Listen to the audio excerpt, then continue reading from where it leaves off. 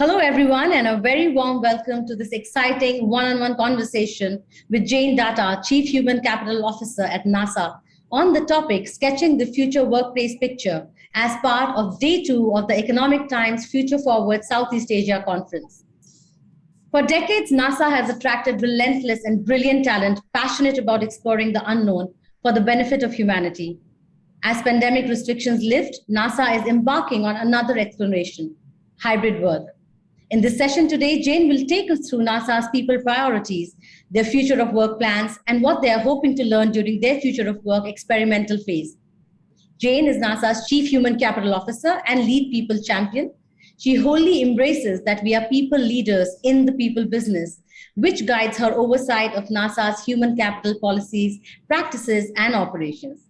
She is responsible for building the quality and depth of talent necessary for supporting the agency's mission, improving capabilities for delivering out-of-this-world human resources services, and positively shaping NASA's culture to maintain high levels of employee engagement and commitment. So, Jane, thank you so much for joining us. It is a pleasure to have you with us today. Thank you so much, Yasmin. It's wonderful to be here with you. Thank you so much. And we're looking forward to hearing some great insights from you. And without any further ado, let's jump right into our discussion, Jane. As we know, the world has entered the third year of the pandemic, Jane. How have these past years been for you at NASA when it comes to reshaping work and exploring the hybrid work mode? Great question. In thinking about a response, I'd like to describe it in terms of kind of an arc. So the arc is where we were when the pandemic hit, what happened to us in the pandemic, and then coming out of the pandemic and into a more hybrid world.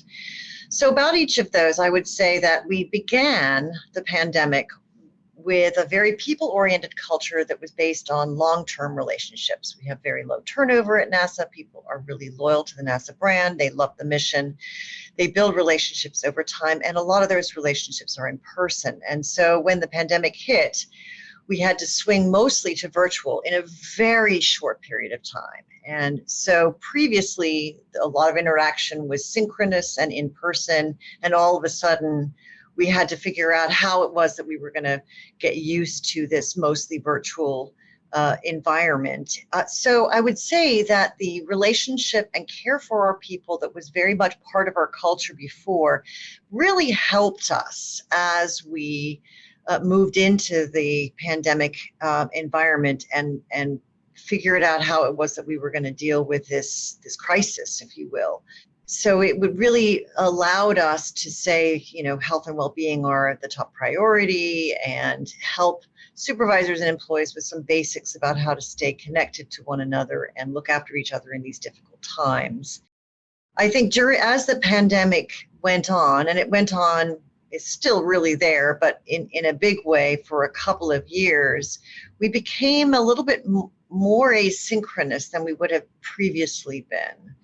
So what I mean by that is we gave employees latitude to work on different hours than they would normally have done for things like child and elder care and other personal needs that couldn't be met without some of it taking place in the typical core hours of work. And so if you think about the norms that we started with, they really shifted a lot in that period of time, and it lasted for those 2 years. So I think people were both exhausted by some of what came out of that, i.e. sort of endless numbers of virtual meetings and no space between your personal and your professional lives, and also some concern about how it is that we were going to continue to build and maintain relationships that we had previously done in person. So here we are now at the other end of the arc, where we're really exploring hybrid work.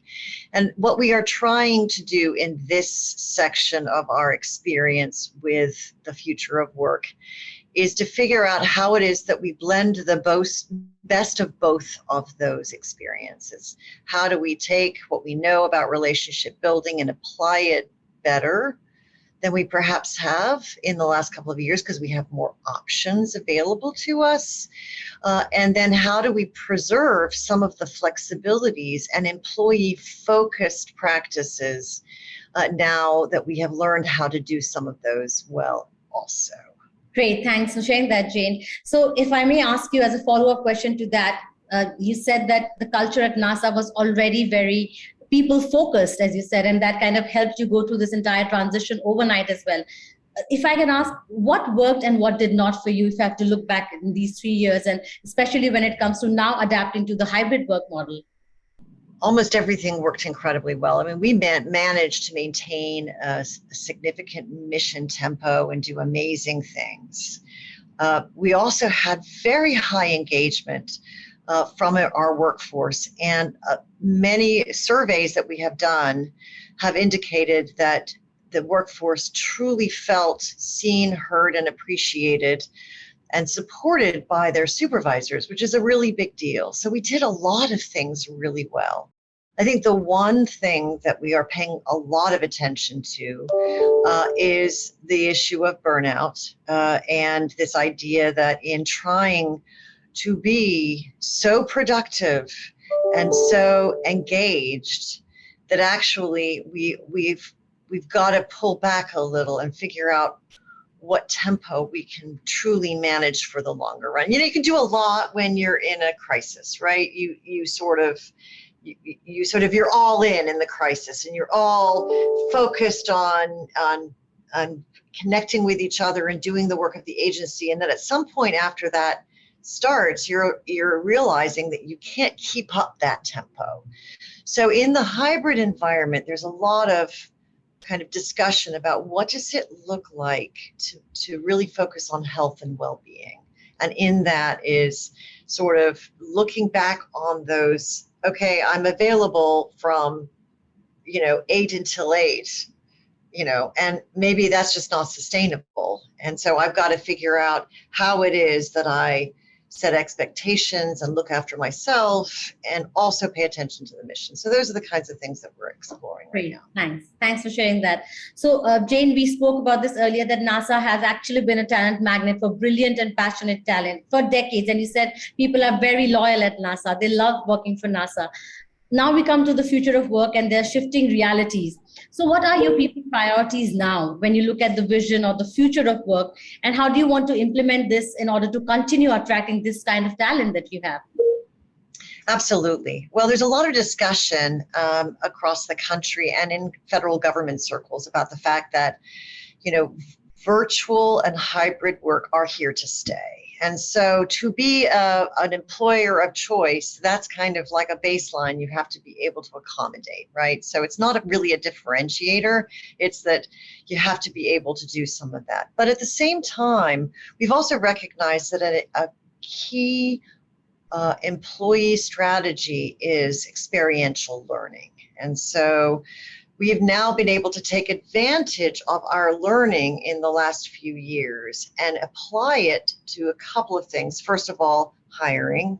So we are starting to experiment with what we call long distance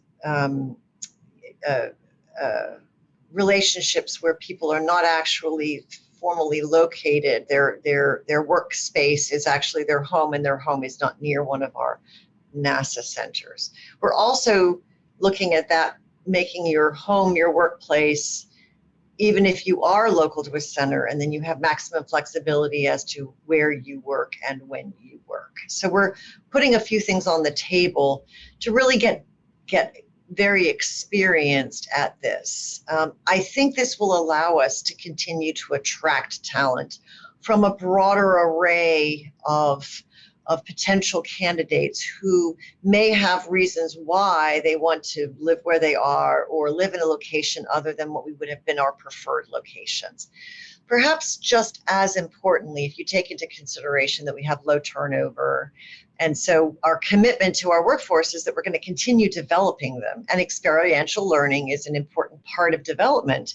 So one of the key strategies is let's focus on rotations and what we call in our lingo detail assignments. You loan someone out to another organization to do something that's different than you would do in your home organization, or indeed project work that might be within the regular scope of your job, but with an organization that is not your traditional organization. So really having people expand their aperture to look across the entire NASA enterprise for opportunities to develop, which is focused heavily on this kind of experiential, hands-on learning. So I hope that we will be successful in having more and more of those kinds of experiences for our workforce.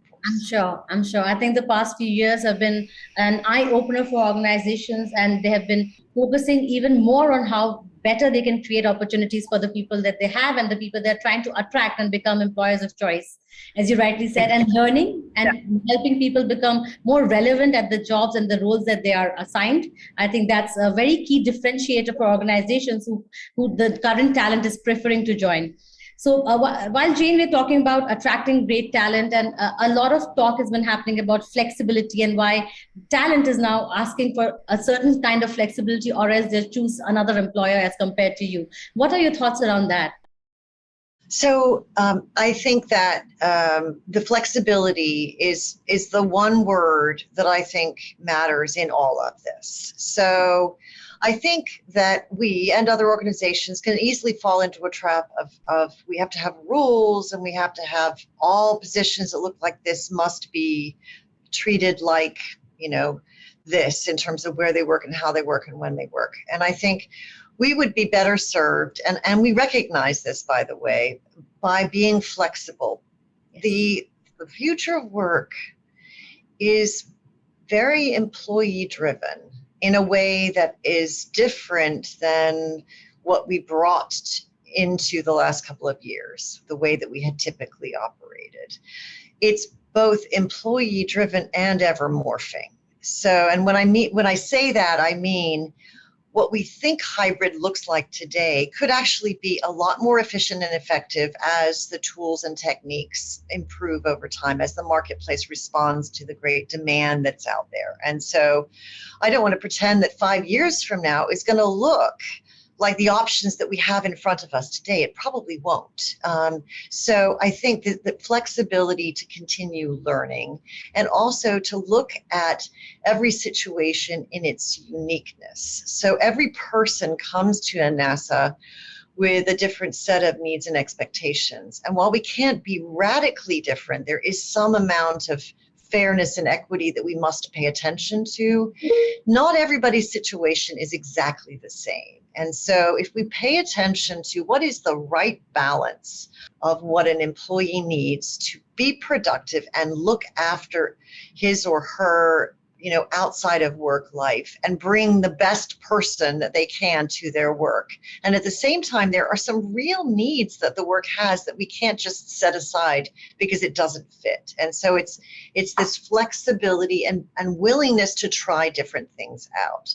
So I think it would be unwise of us to set a whole bunch of rules into place because we're not sure what the right answer is, that actually constrain us from experimenting and being flexible. So this experimental phase was deliberately designed to enable us to try things out and not be too prescriptive or not prescriptive enough as we entered into this new hybrid phase. Great. Thanks, Jane. That's a great thought. Actually, as you said, that you should not be too prescriptive or not prescriptive at all. It is about finding the right balance. Very rightly said, flexibility would mean different things to different people. How can you personalize their experiences? How can you understand their needs better and enable them to bring their best selves to work? I think that's going to be the key differentiator for organizations. And NASA is doing a great job at it already. So thanks for sharing that. So Jane, the past few years has seen how technology has played such a great role in the kind of transition and transformation that organizations and the workforce have gone through. And they say talent and technology go hand in hand now. So what are some of the work tech technologies that NASA will be employing to shape the future of work for its talent? The technology piece is a continued work in progress for NASA, as it is, I am sure, for most organizations on the planet. So we started in the tech space with thinking about the meeting tools because we knew that was critical. And so at the beginning of the pandemic, we migrated quickly to an integrated tool that had all of the things in it that you would need, SharePoint, chat, video, all the things to actually be productive in a virtual space. We were lucky that our CIO organization had already figured out that we needed something like this and it was ready to go. Adoption was quick. When you need something, then you adopt it more rapidly. So what I've noticed is that we've gotten more sophisticated in a short period of time in using those tools. The tools themselves have actually improved significantly, and I expected that to continue.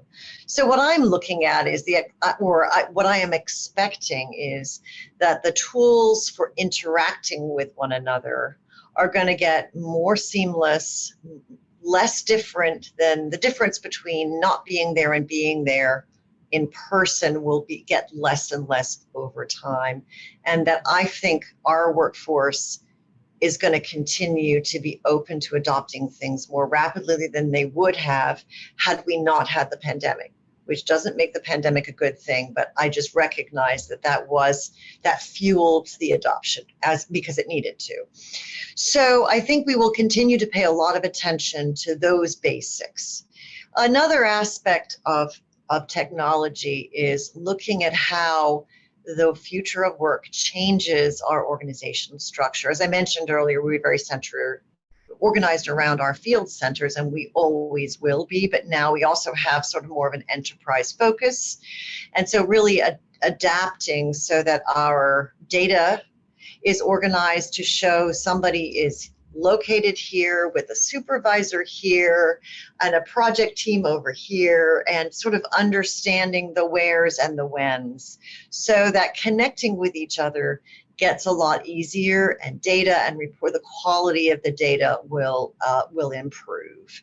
I also think that really paying attention to the user experience. So, we live in what I call a noisy environment. When I say noisy, and this is not specific, by the way, to NASA, this is just in our lives. We live in a noisy environment. We have information coming at us a lot, right? On our personal devices, at our work, through our work devices. So there's a lot of sorting as humans that we have to do.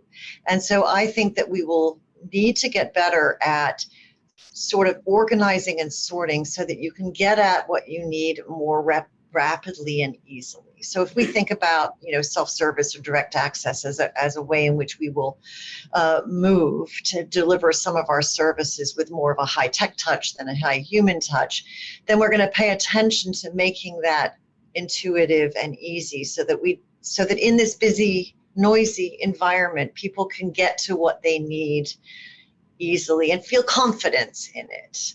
And so I know that people do this in their outside of work lives all the time. When you want to interact with a bank or you want to order something online from a vendor, there's a lot more examples of how it works poorly and well for us to learn from as we move in this direction. But I would just say that I think really paying attention to the employee experience for connecting, doing work, and getting the information they need are big things for us.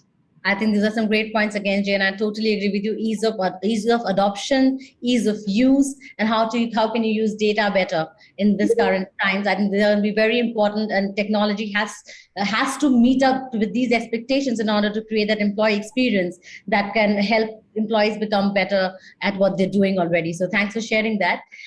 We're talking about employee experience and how it is being redesigned in the current times. So what changes have you seen or have you brought in NASA as far as redesigning employee experience was concerned, Jane, in the past 3 years?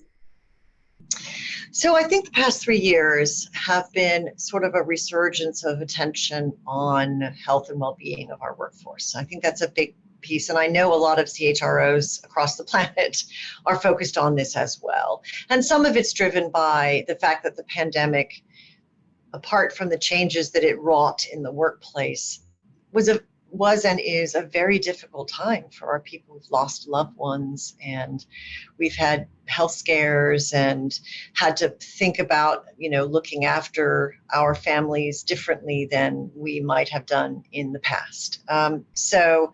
So health and wellness is a big deal for us. I would also say that really strengthening the connection between the supervisor and the employee is a big deal for us.